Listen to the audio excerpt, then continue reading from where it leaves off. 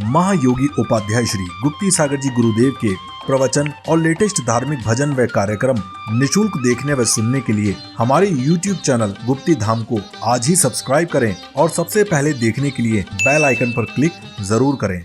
ऐसा ही आपके साथ धोखा हो सकता है। द्रव्य क्षेत्र काल बड़ा विचित्र सब्जेक्ट है।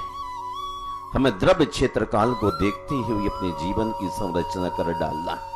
आइए, इसलिए जब कभी जिन यात्रा के लिए जिन पर के लघु नंदन चल रहे हो, तो आप अपने एंजॉय का समय निकाल करके जरूर चल पड़े। चल पाओगे क्या कि एयर कंडीशन में पड़े पड़े अपनी हड्डियों के लिए और कमजोर करोगे? विटामिन डी तो मिलना ही नहीं है। वाकर लेके भी नहीं चला जा पाएगा आपसे। इसलिए मैं कहता हूं, जब कोई मुनि जन आरिका जन तीर्थ यात्रा पर निकल रहे हो, उनके साथ जाने से आपको पुण्य का बंद होता है जिन यात्रा का। चौथा सूत्र आता है पंच कल्याणक महोत्सव। पंच कल्याणक किसका? तीर्थंकरों का ना, आपका। तेरे चार हुए कल्याण प्रभु, एक बार मेरा कल्याण कर दो। ऐसे थोड़ी कल्याण हो जाएगा।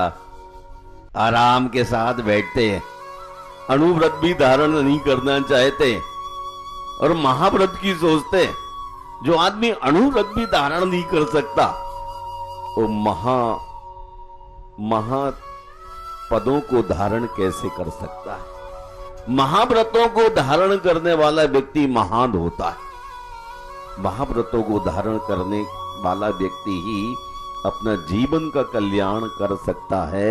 उनको निमित्त बना करके हम अपना कल्याण कर लेते हैं। हमें अपना कल्याण करने के लिए चारित्र की आवश्यकता है। महानुभाव जहां पंच कल्याणक महोत्सव हो रहे हों, वहां अपने द्रव्य को उपयोग अच्छी तरह से कर लेना। लेकिन क्या आप ये सोचते नहीं, हम दान करेंगे, टेंट वाले के पास जाएगा, व्यास वाले के पास जाएगा, माई के पास जाएगा, हम क्यों पैसा खर्च करें? यदि माला पहनाओ बड़ी वाली अच्छी वाली, तब तो मैं सोच लेता हूँ, उसके बाद में कुछ नहीं कर सकता हूँ, तो आपको पुण्य तो बंद होना ही नहीं है। निष्कांक्ष भाव से आपको पंच कल्याणक में द्रव्य का खर्च करना निश्चय ही पुण्य का कारण है।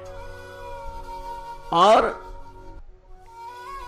छठवां सूत्र है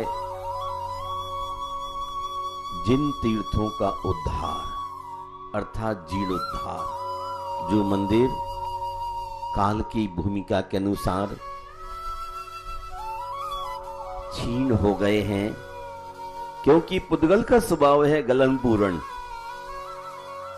उत्पन्न होता है, नष्ट होता है। निर्माण किया गया था किसी समय, आज वो मिट्टी है, झरझर झड़ने लगी है। जीर्ण शीर्ण मंदिरों का निर्माण कराना अर्थात जीर्णोद्धार कराना, यह भी एक पुण्य का विशेष काम माना जाता है।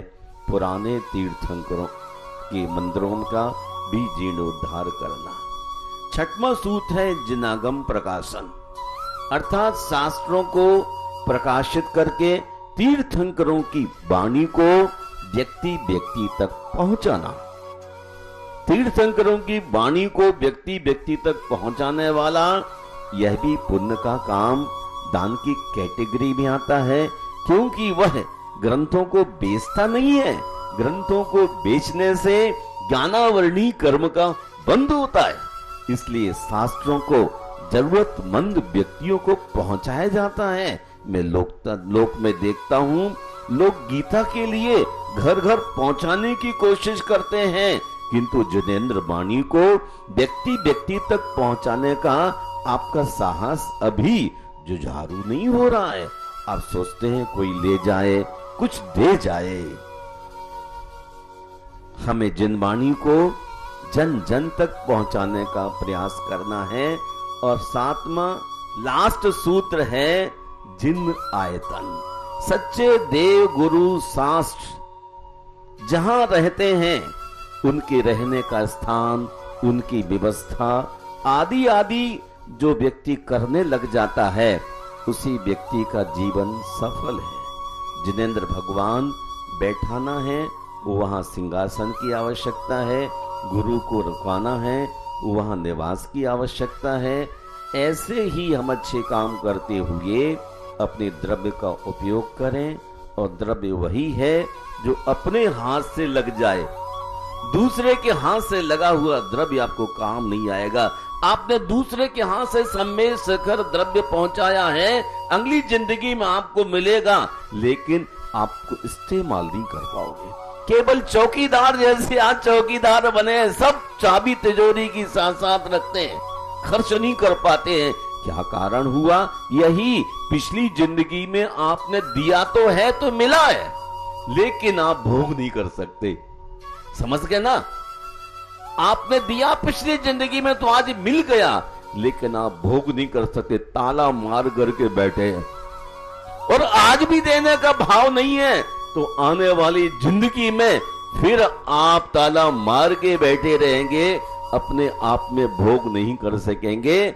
अंत में एक छोटी सी घटना याद आती है, कोई 40 साल पुरानी। महानुभाव आप देखिए, एक व्यक्ति की इनकम टैक्स की रेट पड़ी 40 साल पहले, तो उसने ऑन द स्पॉट 43 लाख रुपया इनकम टैक्स वालों को दे दिया। लेकिन जब उसकी पत्नी का स्वास्थ्य गिरा, तो उस समय वह एक टैबलेट खरीद के अपनी पत्नी को नहीं खिला सका। कितना लोभी रहा होगा। ऑन द स्पॉट 43 लाख रुपया टैक्स दे दिया, लेकिन पत्नी के बीमार होने पर एक टैबलेट खरीद के नहीं खिला सका। कितना लोभी होगा। ऐसे ही आप लोगों का साथ भी होने वाला है। जिसने पिछली जिंदगी में लालच भरी हुई बात को रखा, वो आज भी संभाल के रखता है, अपने पर इस्तेमाल नहीं कर सकता। वो दान कैसे कर सकता है? दान वही कर सकता है जिस व्यक्ति ने पहले भी दिया है और अब भी देने का भाव बना है। झरना हमेशा देता ही रहता है, देता ही रहता है, उसका स्वभाव ही देने का बन गया है। और आपको भी हमेशा देने की आदत डाल लेना चाहिए, जो दान देता रहता है। देखो अनंत भगवान की कितनी शक्ति है, अनंत दान देते हैं। तुम सा दानी का कोई हो, झक को दे दी झक की निधियां, अनंत होने के बाद सारा वैभव आपको दे दिया। एक और आपको याद दिला देता हूं, लोग कहते हैं कि जैनों के पास पैसा बहुत ज्यादा है, हिंदुओं के पास पैसे नहीं है। तो हमारे एक व्यक्ति ने कहा, जब जैनों के तीर्थंकर आप जैसे थे ग्रस्त, उनके पास 6 खंड का वैभव था, पूरी धरती के मालिक थे, लेकिन जब सन्यास धारण किया, सारा इन लोगों को दे के चले गए। तो जैन पैसे वाले हैं, लेकिन जो और लोग हैं उन्होंने सन्यास को धारण किया नहीं, इसलिए हम गरीब के गरीब दिखलाई देते। तीर्थंकर सब कुछ छोड़ के चले गए और सब आपको मिल गया। आप भी त्याग दान करने की प्रक्रिया में पीछे मत हटिए। अगर अब हट गए तो आगे आपका जीवन सुनहरा नहीं बन पाएगा। किसी व्यक्ति का जोड़ा, पति और पत्नी का अगर बेडोल भी हो, तो भी आप छुप करके अपने भाई बहन के लिए सहयोग करते रहते हैं। आपकी बहन आती है तो आप पर्स में से, तिजोरी से सामान निकाल करके चुपचाप भी गिफ्ट कर देते हैं। तो आप भगवान के मंदिर में यदि कोई तीर्थंकर की मूर्ति की स्थापना कर ले, तो आपको पाप का नहीं पुण्य का ही बंद होने वाला है।